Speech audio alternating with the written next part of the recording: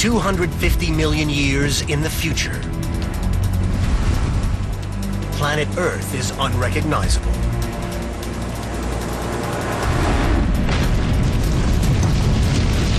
The 7 continents are now one giant landmass, a supercontinent of vast and arid deserts. It's incredibly hostile, incredibly unpleasant. This is a very nasty land. Surrounded by a global super ocean packing terrifying storms. It'd be difficult to actually tell where the ocean ended and the atmosphere began. This strange new world will transform geography, the climate, even life itself. Earth may be on a collision course to disaster.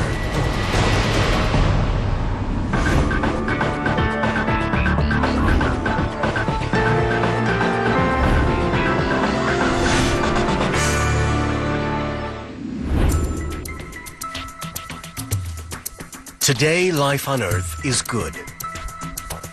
Our planet enjoys a moderate environment with few true extremes. The main reason for this is the layout of Earth's landmasses and oceans. The major continents run north to south.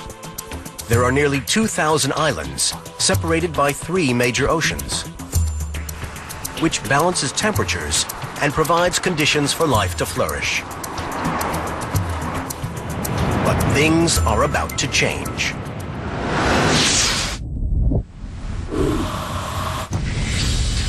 Scientists predict that all Earth's landmasses will combine to make one giant supercontinent.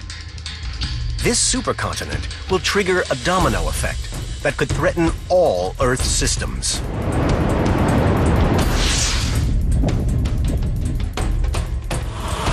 And the consequences for the planet could be apocalyptic. Earth's fate hangs on the precise shape of this coming supercontinent.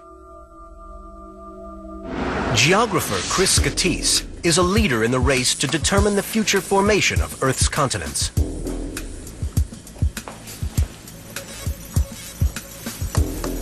His interest in the field began as a graduate student when he was approached with an unusual request. I was making maps of the past, and someone asked me to make a map of the future. I thought, well, that's kind of interesting. So I said, I can do 50 million years, no problem. And they said, well, that's great, but we'd also like 100, 150, 200, 250 million years in the future. I sort of said, I don't know, but then I thought, well, maybe I'll give it a shot. This challenge becomes Scatise's life work. To predict the shape of our planet millions of years into the future, he goes back to basics. What forced me to think about the principles, the driving mechanisms of plate tectonics, how plates evolve, and how the system behaves. For Scatise, many clues are in today's continental layout. The key is to look for the seeds of things that may evolve and develop into the future. And there are other clues in the past. Earth was a supercontinent before. 250 million years ago, all landmasses were joined in the supercontinent Pangaea. Recent research reveals surprises about how Earth's landmasses moved in the past. Traditionally, scientists use geology and fossils to reconstruct the shape of the Earth millions of years ago. But in 2007, evolutionary biologist Gonzalo Giribet reveals a different tack. He finds a living creature that holds in its DNA a record of the journeys the continents have traveled around the planet. The mite harvestman is an ancient species found on every continent except Antarctica. The tiny bug can travel a range of 50 miles. It's one of those loves at first sight. The animals are not very appealing to most people, but it was looking at the maps of their distributions that told me this is the model you've been looking for. 6 years of field trips and many thousands of harvestmen later, Giribet extracts DNA. He builds an evolutionary tree of origin, dating back almost 300 million years. He discovers related species that today are separated by thousands of miles of ocean. Jury Bett's research confirms recent findings about the shape of Earth's last supercontinent. He's puzzled by the DNA of the Florida mite harvestman. It shows no connection with other North American species. But it is related to mite harvestmen thousands of miles away in West Africa and South America. This little bug reveals a new detail about Pangea. Florida would have formed part of this kind of cleavage between South America and Africa. Florida was once part of Africa. When Pangea broke apart, it drifted west to join North America. It's how we come about to have a relationship between animals that now live in West Africa, in tropical South America, and in Florida. Such details will help Chris Scatise refine his map of the future. But first, he must predict the movement of the giant interlocking pieces of rock that cover Earth's surface. These tectonic plates float on a superheated layer called the mantle, the engine that drives the plates around the planet. Geologist Paul Silver is one of the world's leading experts on plate tectonics. He compares the plates to a collection of wooden blocks floating on boiling water. What we have here is very hot water. This creates motion in the fluid. That motion actually has an effect on these surface tectonic plates. Heat from the Earth's core creates convection, which forces magma to the surface. A lava lamp works the same way. Heat from the bulb creates convection currents in the oil, pushing the lava upward. Okay, there it is. You see two plates breaking apart. That's exactly what happens in the Earth. You see this boiling water coming up, and that's like upwelling mantle that's pushing the two plates apart. The continents sit on these plates. The plates constantly rift apart, so the continents move like pieces of a giant slide puzzle. A second process brings the landmasses together into a supercontinent. Subduction. When two plates of different densities collide, heavier oceanic rock sinks or subducts beneath lighter rock. And when subducted by continental rock, ocean basins slowly vanish and continents collide. Scientists call this the Wilson cycle.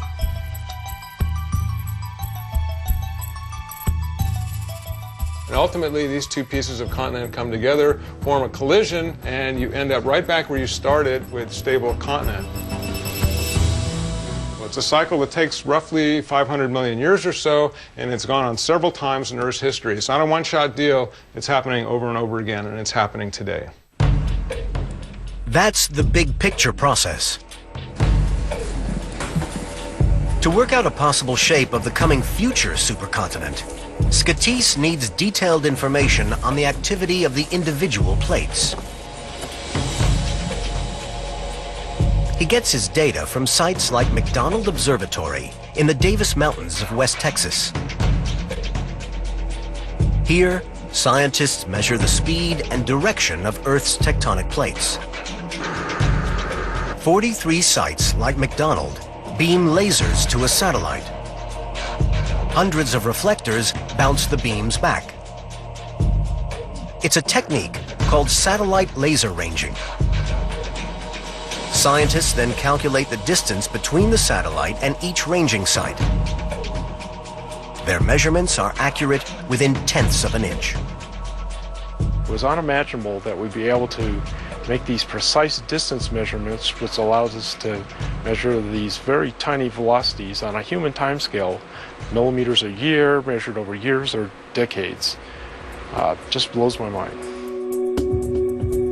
Gordon plots this data onto a map.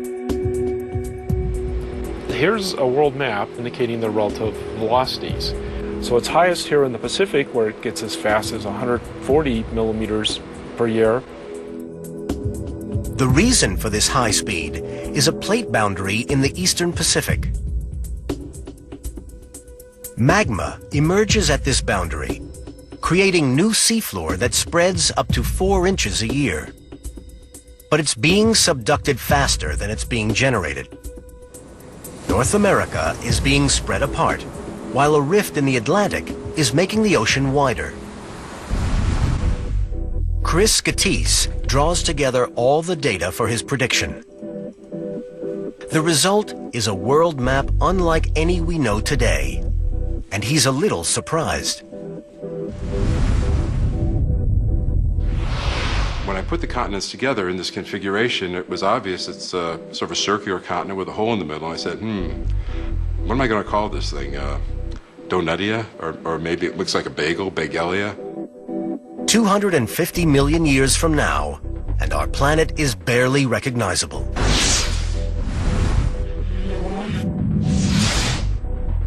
There's just one landmass, a spectacular supercontinent, 13,000 miles long and wide, with one global superocean that covers 2/3 of the planet.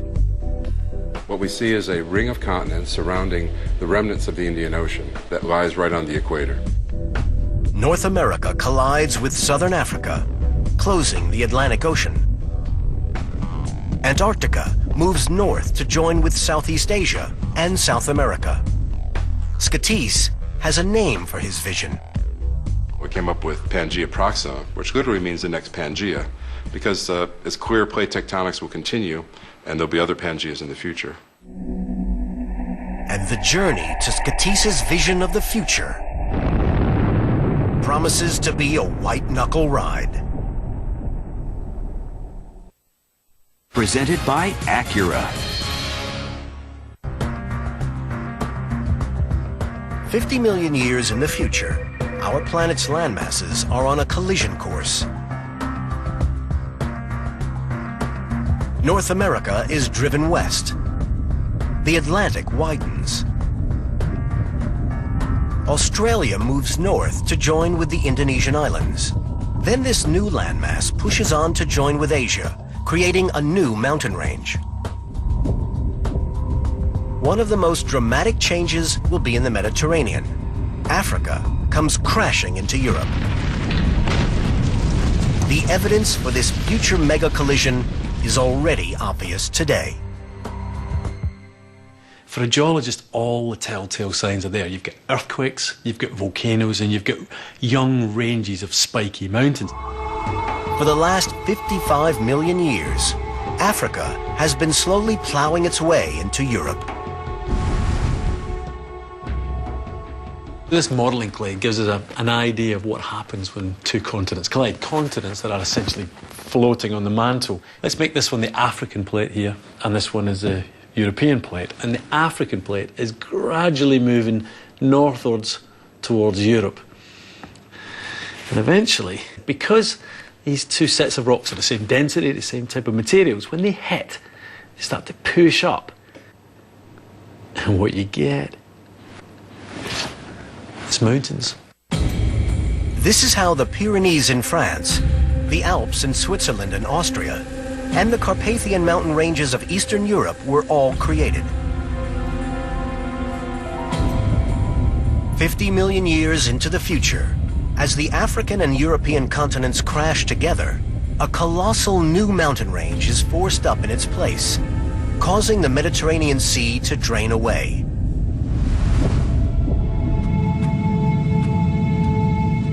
The new mountain range stretches from Western Europe all the way to Indonesia, with peaks that equal the 29,000 feet of Everest today.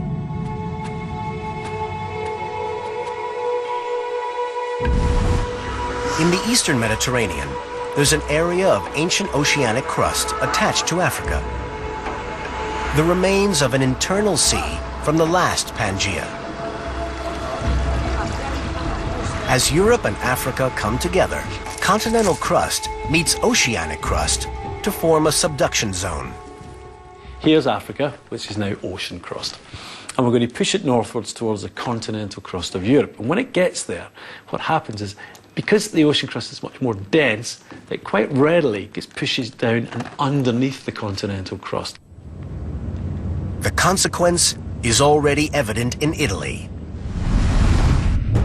Volcanoes. Mount Vesuvius. Magma rises from the descending oceanic slab to feed this famous volcano. It has erupted more than 50 times since 79 AD, when it buried the Roman city of Pompeii. Today, 2 million people live in its shadow. And this magma feeds another famous volcano, Sicily's Mount Etna. Etna is one of the most active volcanoes in the world. Subduction zones cause volcanoes. They also cause earthquakes. Southern Europe is an earthquake hotspot, with more than 700 in the last 500 years. And the future promises more of the same. In the Mediterranean, over the next 50 million years, you're going to get lots of earthquakes as those two continents just collide and push into each other. Scientist Chris Gatisse thinks subduction zones are the key players that will reshape our world. This is the Ring of Fire, almost 25,000 miles of subduction zones that circle the Pacific Ocean. Most of the world's major volcanoes and largest earthquakes occur here. It was a small subduction zone where the Indian plate descended under the Burma plate and generated a magnitude 9 earthquake in December 2004. This Asian tsunami killed 280,000 people around the Indian Ocean. Ever since the last Pangea, the Ring of Fire subduction zones have driven Earth's tectonic activity. Gatisse believes this will change. This subduction zone has been there for 300 million years. It's a very stable feature. But every once in a while, it spawns off little viruses of subduction zones, and these subduction zones invade another oceans and start subduction in a totally different ocean. The Puerto Rico Trench in the Caribbean is one such example. Gatisse predicts it will play a key role in the formation of Earth's next supercontinent. Now, this subduction zone is currently in the Atlantic, but it started out in the Pacific and it sort of migrated its way, eaten its way through the Atlantic Ocean. What the subduction zone does in the Atlantic is what matters. The key is that this subduction zone has the possibility of spreading north and south along the margins of North America and South America, creating a new subduction zone in the Atlantic. 150 million years from now, and this is the new Earth, with a startling new Ring of Fire. The Atlantic Ring of Fire will stretch the entire length of the eastern seaboard of the Americas, from New York to Buenos Aires. It continues along the coasts of Antarctica and Australia, and loops back across the Indian Ocean to South Africa. Earthquakes will be as common here as they currently are in the Pacific, and a new chain of volcanoes explodes.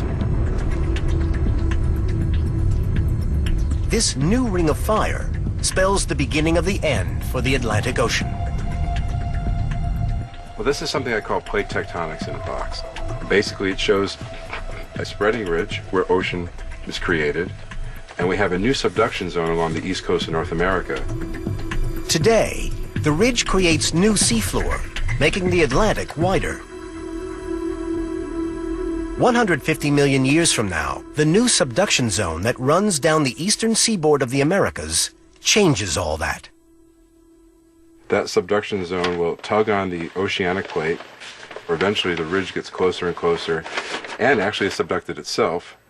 When it's subducted, the subduction zone will be subducting ocean floor attached to Africa, pulling these continents back together. These massive geological processes not only change the look of the planet, they also have a dramatic impact on Earth's atmosphere. A graph showing temperature in yellow and carbon dioxide levels in orange, reveals how they both change over the supercontinent cycle. As the continents come together, all the subduction that's going on gradually starts to slow down and wind up as the continents clash and collide. So the carbon dioxide levels draw down. And then, when the whole thing just breaks up, the volcanoes go wild and carbon dioxide levels go up. And then over the last few tens of millions of years ago, they've come down as plants have sucked it out of the ground. But if we look to the future, to the formation of a new Pangaea, what I'd expect to happen is as the continents converge, lots and lots of volcanic activity, and so really high levels of carbon dioxide.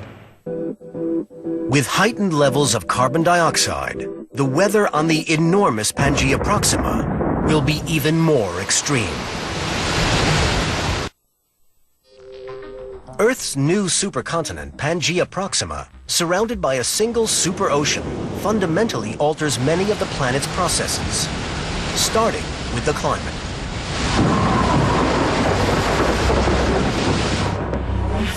On today's Earth, the configuration of the continents and oceans maintains our temperate climate.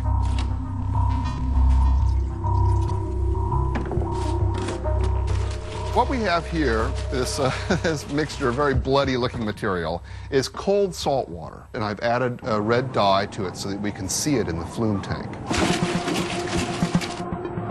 The oceans store the sun's energy. Then ocean currents distribute it around the world. It's called thermohaline circulation, and it's driven by the temperature and salt content of the ocean water. All right, so here we go.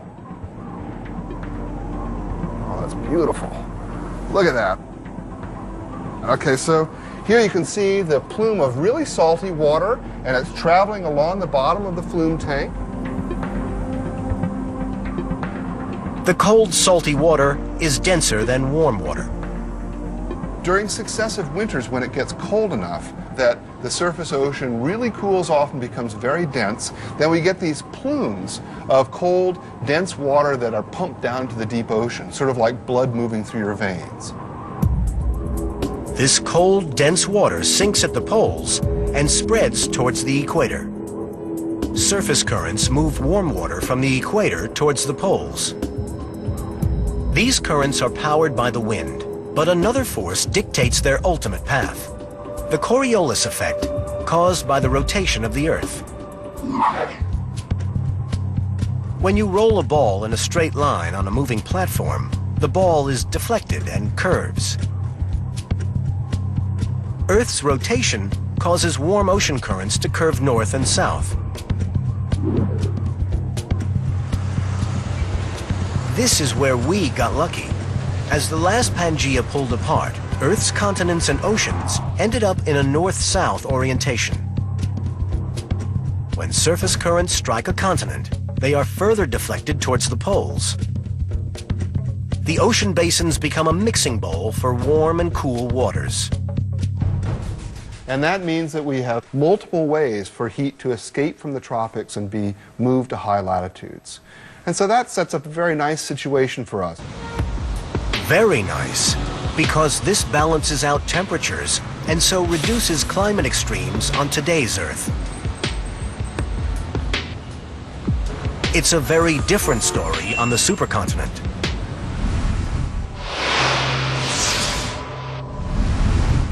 The continents are no longer arranged north to south. There is just one global ocean covering 2/3 of the planet. There would be just two poleward currents running north and south, and ocean circulation would be 2/3 slower than today. This means less of the sun's heat is redistributed around the planet by the oceans. The result is a planet of extremes. But how extreme? British climatologist Paul Valdez wants to find out. He's going to try and do something really ambitious, taking climate prediction to its outer limits. Valdez is going to produce a forecast for 250 million years in the future. We often run climate models to look at the next 100 years, even sometimes the next 1,000 years. But to actually run it for several 100 million years into the future is something which is really unique. I don't think anybody in the world has ever tried to do anything like this before. The first step is to measure today's power output from the sun. We're measuring the amount of voltage that sensor is producing, and I can tell you it's 1.8357 millivolts. And that works out as being around about 300 watts per square metre here in Bristol on a nice sunny day. Then he factors in how the strength of the sun will change in the future. The sun produces energy by converting hydrogen into helium. Over time, this process will change the sun, making it smaller, denser, and hotter. As it gets hotter, it gives off more energy. Scientists believe 200 million years ago, the sun was about 2% cooler than today. If you can extrapolate that 250 million years into the future, we would expect there to be about 2.5% more solar energy. And that would convert into roughly a warming of around about sort of 5-6 degrees centigrade, about 10-11 degrees Fahrenheit. Valdez now has a future temperature to work with.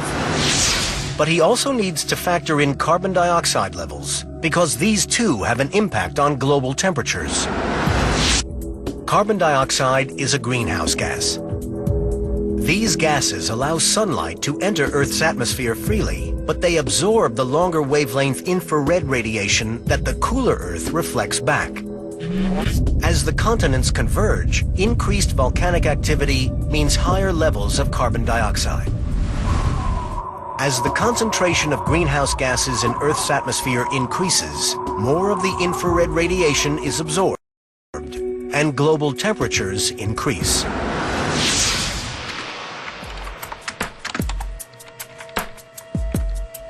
Now, Valdez must factor carbon dioxide levels into his complex climate model. Carbon dioxide dissolves in moisture to form a carbonic acid. When this hits rocks, it reacts with the minerals. This process of chemical weathering breaks down carbon dioxide, reducing atmospheric levels. Valdez uses the Scatese map of a future Pangaea to add geographical features to his climate computer model. Now he makes last-minute adjustments. Valdez runs his model over a 100-year period. The model runs an algorithm of 500,000 lines of code through one of the largest computers in the United Kingdom. With each pass, its accuracy improves as it attempts to mirror the chaotic nature of climate cycles and atmospheric circulation patterns.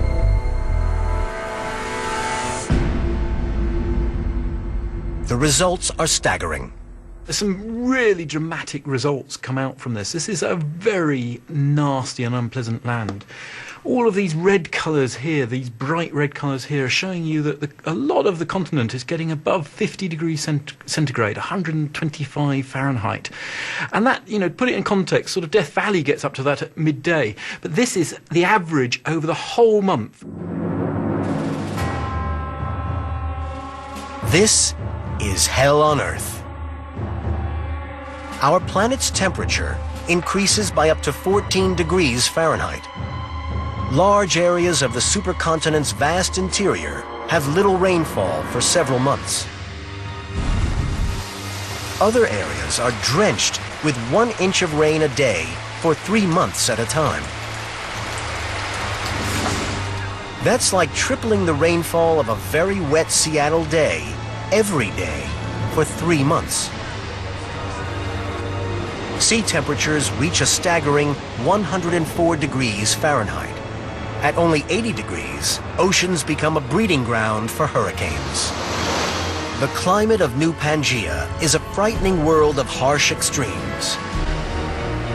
And every summer on the supercontinent brings a deadly new weather phenomenon that will rock the planet.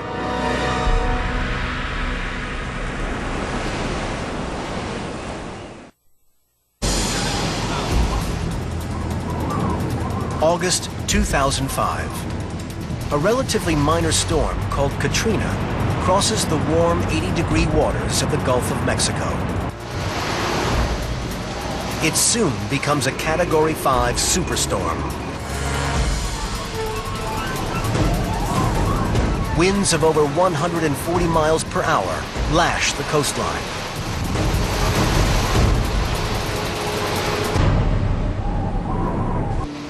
Katrina is the closest thing we've seen in recent years to the size of storm that might ravage a future supercontinent. And even then, Katrina hardly comes close. These hurricanes could be so large, experts have given them a new name: hypercanes. Hurricane Katrina was a very large storm. At its peak intensity, it was almost the size of the entire state of Florida. In Pangaea, hypercanes we project might be about twice as large, perhaps even as large as the Gulf of Mexico is today. Twice as large and lasting twice as long. And unlike anything we've seen on Earth. There would be water everywhere. It would be difficult to actually tell where the ocean ended and the atmosphere began. And very strong winds, perhaps of order 400 miles per hour or about 600 kilometers per hour. Very little would be left standing. It would be very hostile. Brian runs a computer model comparison between Katrina and a future Pangaea hypercane. The vertical cross-sections show the wind strength and height of each storm system. The results aren't final, but they've got scientists thinking. You can see how much stronger the surface winds are, but also, interestingly, hypercanes are much deeper. Hurricanes today do not reach into the middle stratosphere, but hypercanes possibly do. So what that means is we can take aerosols, things like dust, and we can transport it into the lower and middle stratosphere, and this has profound implications for climate. For atmospheric scientists, it's completely new territory. They're not sure what the effects will be, but they could be dramatic. Can life survive hypercanes and thrive in vast windswept deserts?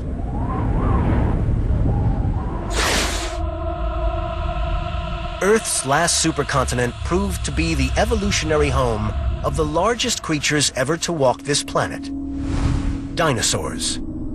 On the next Pangaea, dinosaurs could rule the Earth again. In the future Pangaea, it may very well be that reptiles like this gecko end up inheriting the Earth. Animals will develop strategies to allow them to survive in the extreme summer temperatures with virtually no water. Reptiles are already ideally suited to such conditions. Their physiology allows them to tolerate both heat and a limited water supply, and they get most of their water from their food. The supercontinent could be dominated by drought-adapted plants like cacti. They're a light gray in color. They've got spines. They also break up the airflow over the surface of the plants and reduce the rapidity with which moisture is lost from them. All of these are features that adapt these plants to a hot, dry climate. Coastal areas would have the opposite problem. Regular, violent storms will bring huge amounts of water. Creatures that can survive being pummeled by the oceans will become dominant. For example, a crab may do very well in this environment. It has a hard shell that protects it. It can stand substantial periods of time out of water. It can lock its gills up and be a self-contained environment. And adaptations like this may become more common. Earth's last supercontinent saw the rise of the dinosaurs. On the new Pangaea, Tiffany believes something similar could come again, but within limits.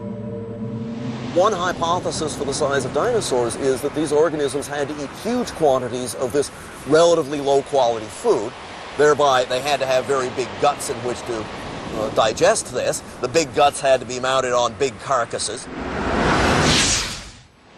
In the future Pangaea, if we assume that the flowering plants are the dominant food source, that tends to be a lot more digestible. I think that we would end up with herbivores that were much smaller, sort of more pig and cow size, not brachiosaur size. Adaptation and evolution would allow some creatures to survive on the new Pangaea, but the odds aren't good. The last Pangaea was the scene of Earth's largest mass extinction. Could the next Pangaea bring on another apocalypse?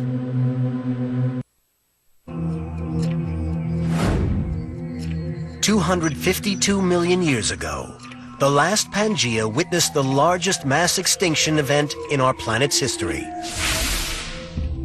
95% of all life on land, sea, and air was extinguished. It's known as the Great Dying. Paul Wignall, professor of paleoenvironments at Leeds University in England, is fascinated by this ancient murder mystery. Investigating a mass extinction is really like being a homicide detective, but a homicide detective on a vast scale, a mass murder we're trying to find the evidence for. And so we're kind of looking for a smoking gun, some sort of big clue. Wignall believes the killer will strike again when Earth returns to a single supercontinent. Greenland, 1997. Wignall searches for the cause of the Great Dying. He uncovers fossils of what he identifies as marine victims of this apocalyptic extinction event. Yeah, look! Whoa! Whoa! Look at that, what a great concretion. What we could actually see there was the detailed story of the loss of various creatures living on the sea floor as the things were dropping out one by one until eventually there was nothing left there. The presence of unusual quantities of golden-colored crystals of the mineral pyrite points to the likely killer. This only forms in the absence of oxygen, so this was telling us that here was real clear evidence that the oceans and the seas at this time lacked oxygen, and so life in the oceans simply suffocated, and so they died off in huge numbers. If a shortage of oxygen is the culprit, how did the oceans come to lose so much?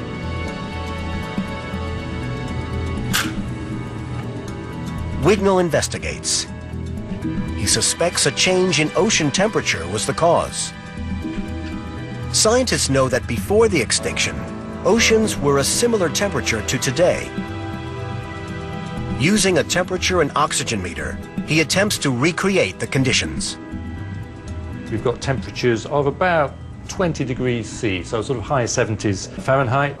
And the oxygen levels at these temperatures are fine, basically. The animals would have no problem living in this water.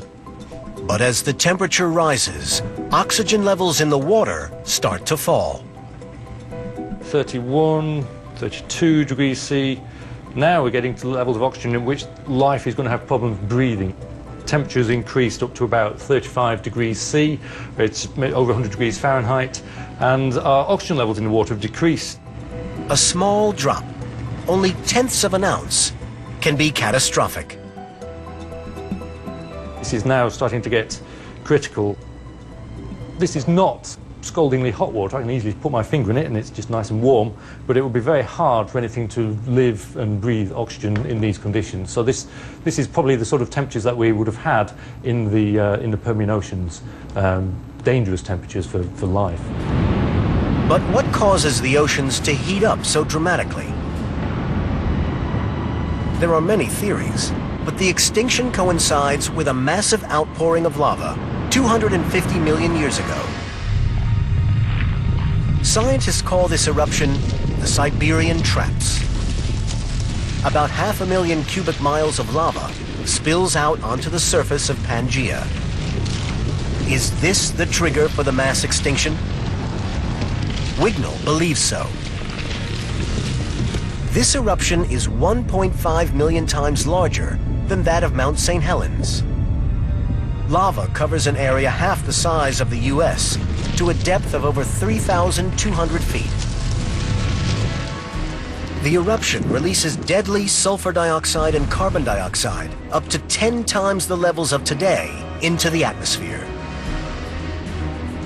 A cascade effect begins.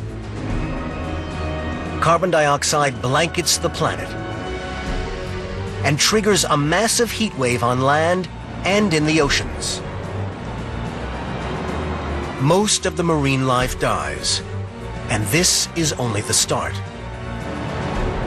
Bacteria from the seabed thrive in the low oxygen conditions. They generate lethal hydrogen sulfide gas. If it gets into the atmosphere as well, it makes it even worse for life on land. It's already struggling because of the high temperatures, and now it essentially is having difficulty in breathing because this is a very poisonous gas. The eruption of the Siberian traps leaves the oceans almost entirely dead. Life on land is devastated by the extreme climate changes and the poisonous gases in the atmosphere. Could life be taken almost to the brink of total extinction again on a future Pangea?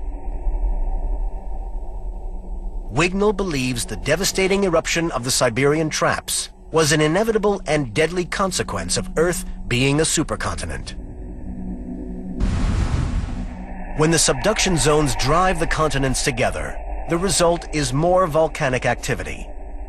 Once a supercontinent forms, subduction stops, effectively capping the volcanoes.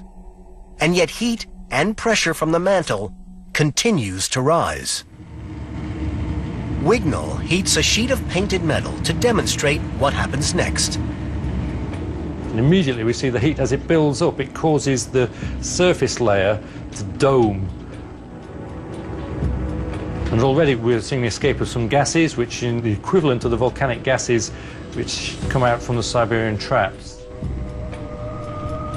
Eventually, something has to give.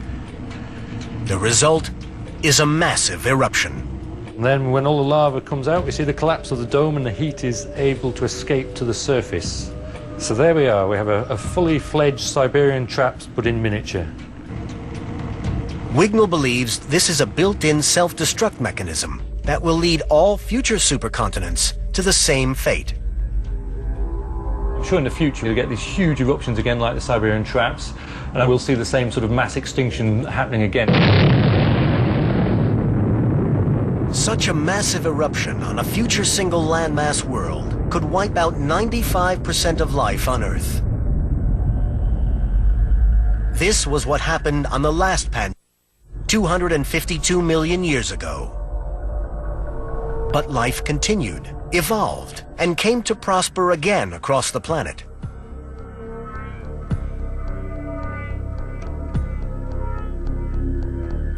Now, a new theory suggests that next time may be different. Climate scientist Ken Caldera believes that a future supercontinent could destroy Earth's natural ecosystem. Let me draw a graph to show you how the formation of a supercontinent can trigger the end of life on this planet. Caldera plots carbon dioxide levels into the future. As we face a catastrophic tipping point, there's a critical threshold for the survival of plants, and that's around 150 parts per million. Carbon dioxide levels will sink below this life-sustaining level when two natural processes combine. First, as our sun slowly heats up over millions of years, our planet will get hotter. This increases rainfall and weathering, which causes carbon dioxide in the atmosphere to fall. So that might look something like this. Carbon dioxide levels also change dramatically over the next 500 million years. When the land masses begin the journey towards a single supercontinent, subduction between the tectonic plates causes more volcanic activity. The result is higher levels of carbon dioxide in the atmosphere. As the continents collide, they push up new mountain ranges. Warm air rises over mountains and cools. This moisture condenses into clouds and rain. Carbon dioxide dissolves in the moisture to form a carbonic acid that reacts with the minerals in the rock. This breaks down carbon dioxide, so atmospheric levels fall. With the supercontinent cycles, we expect to see an oscillation in atmospheric CO2 around that general declining trend, and eventually, boom. At that point, the plants will go extinct, the animals that eat them will go extinct, and essentially life on this planet will be over. Without life, the Earth's natural equilibrium is lost. But volcanic activity continues, and carbon dioxide builds up unchecked in the atmosphere. A runaway greenhouse effect causes temperatures to soar. The oceans evaporate and are lost to space. Our planet becomes as dry and barren as Venus, with surface temperatures almost 932 degrees Fahrenheit, hot enough to melt lead. This may not happen on the supercontinent, 250 million years in the future.